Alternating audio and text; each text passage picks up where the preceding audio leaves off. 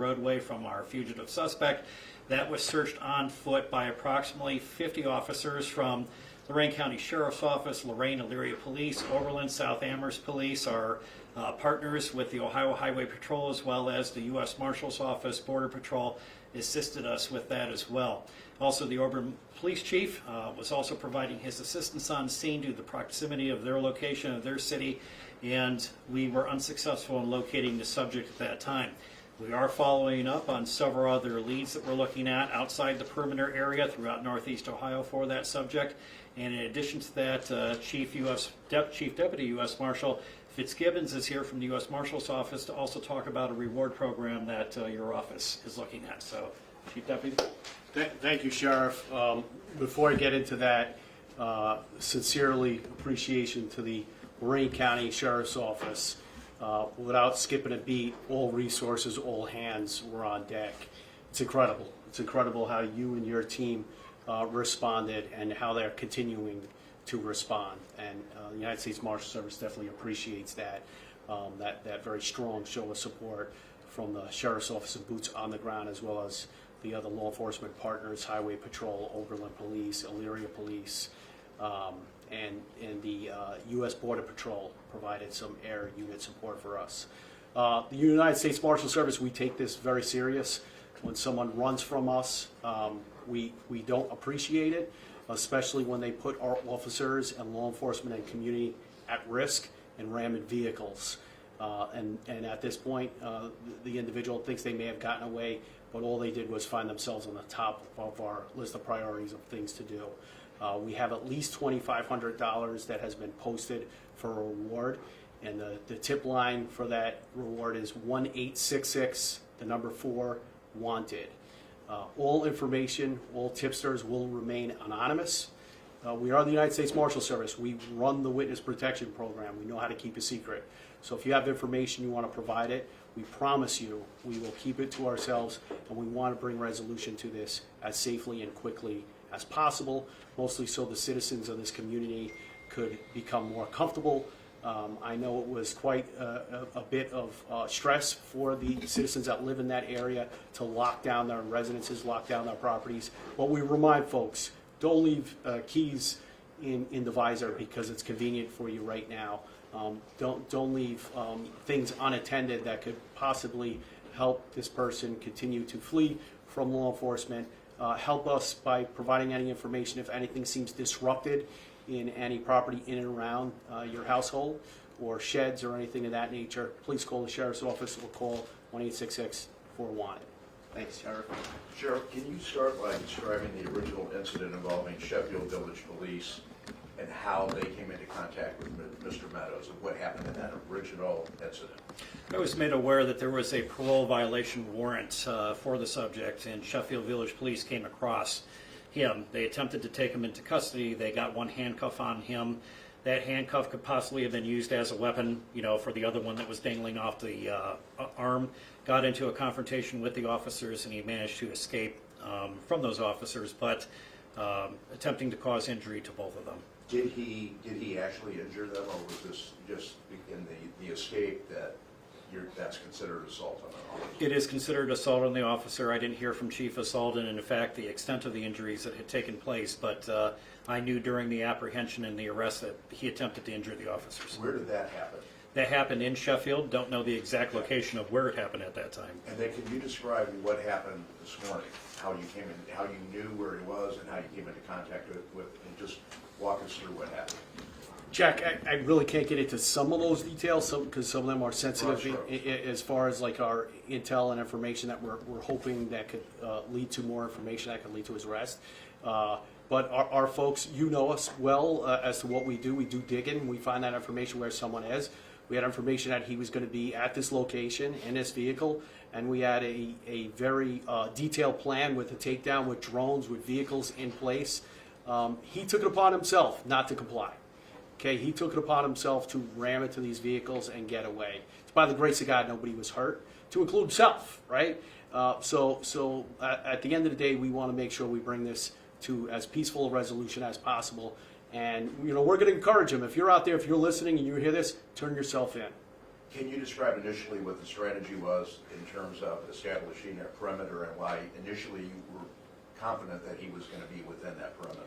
Yeah, when we do a takedown like this, we want to make sure that we have enough officers, and there was almost 12 officers on scene, several vehicles that were going to do the strategic takedown.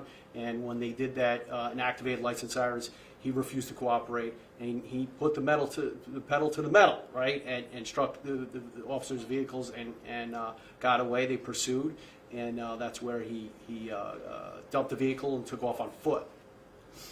So I know that you used the FLUR technology with the Highway Patrol. Is it possible that he could do, hide under a pile of leaves and not give a heat signature? It's my experience that a fugitive on the run will do all types of desperate things and measures, and we've seen it happen before. A lot of the heat, though, hiding under a pile of leaves and things like that, technology will still pick up on it. It'll pick up on the heat sense, and we're relying on an awful lot of that stuff. So, what level of confidence do you have that he is not in that same area where you began the search? The sheriff and I discussed this, and the teams that were out there, leaving no stone unturned. We're very confident the area is clear, Yes. And we believe that he has broke that perimeter, and he's taken off. But we still believe that he's locally within this regional area. What level of concern do you have about him coming into contact with innocent citizens that are out there, whether it's someone in a car, someone in their home? And what would you say to folks in that case? Well, fortunately, in that particular situation, we know that this guy wants to be as far away from us as possible. He's well aware that there's a warrant for his arrest. Even when the marshal's team attempted to apprehend him this morning, the desperateness of him in an attempt to get out of there, he knows that we are looking for him.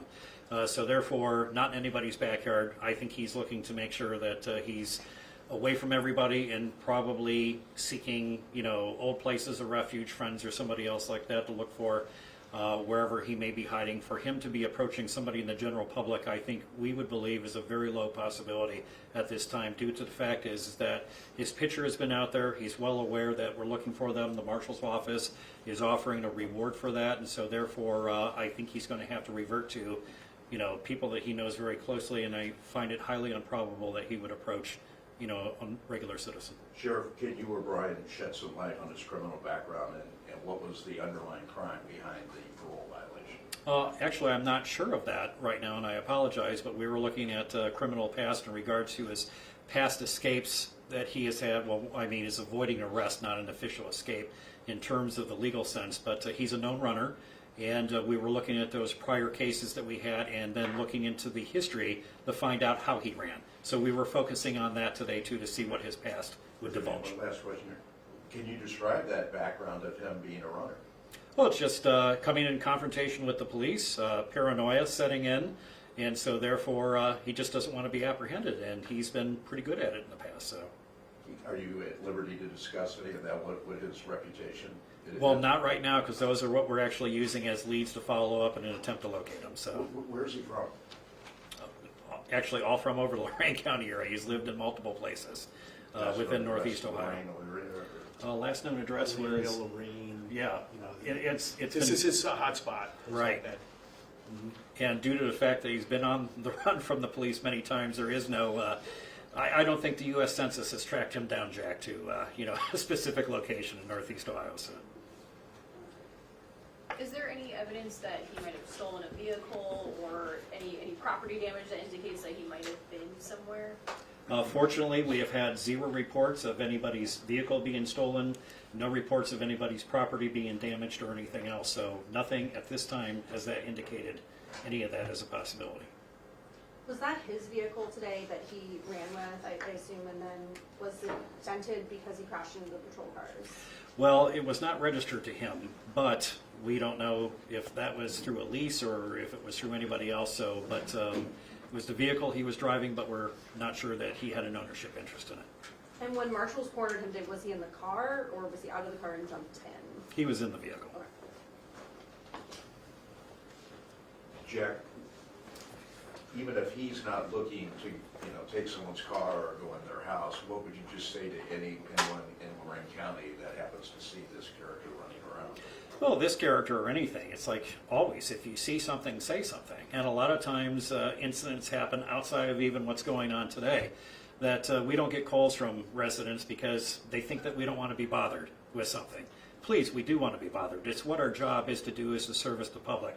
The marshal's job to make sure that these people are apprehended. So anything suspicious, we'll take any tip, to come into the a toll-free number or into even Lorraine County 911 to let us know if you see something suspicious. For you and Brian, when it involves an assault on a police officer, like the original incident and then this morning, can you describe how law enforcement and any agency, when they hear about that, how they respond to it? And that's probably why you really got a lot of folks out there today working on this. I think we'll agree that anyone that shows a history of assault on law enforcement, especially when they're evading capture, is going to be a risk, right? And when we do assessments and we brief cases, what is their criminal history like? Have they fought with police before? Because it's going to change when you approach them, right? And at this point, it's a reoccurring theme of either running or assaulting or knocking anybody out of your way that will prevent you from escape, right? So yes, everybody on our team, everybody on the sheriff's team knows this, and we're going to be extra especially cautious when we're coming in contact with him and relaying that to the public that his previous assaults on law enforcement was directed at us, and if you do see him, call 911. We'll keep it real simple. We have a great tip line, number 1-866-4-WANTED, but call 911. We'll keep it real simple. We'll get folks out there. The sheriff will get people out there, and we want to bring this to closure, Jack. And would you have a message for Meadows for a safe resolution where he doesn't get hurt and no one else gets hurt? Without a doubt. Like we agree on this as well. Hey, I don't think you realized what happened when you did it. Maybe you got caught in the moment, but it's not going away. All right. You yourself and your family, there's family members that care about you, that have already been in touch with us, that want to make sure this comes to closure. Think about them. Think about them. Turn yourself in, and we'll treat you with the respect that you deserve by owning it. Owning it right now and turn yourself in, and we will treat you with that respect. Thank you, Jack. Thank you. Anybody else? How long would you say you guys had that perimeter blocked off today? Like from one time roughly to when it was called off? Well, we actually started setting the perimeter up approximately 8:15 this morning, and then we probably left the perimeter, I want to say probably around 2:30, 2:45, so it was quite a while we were out there. All right. Anybody else?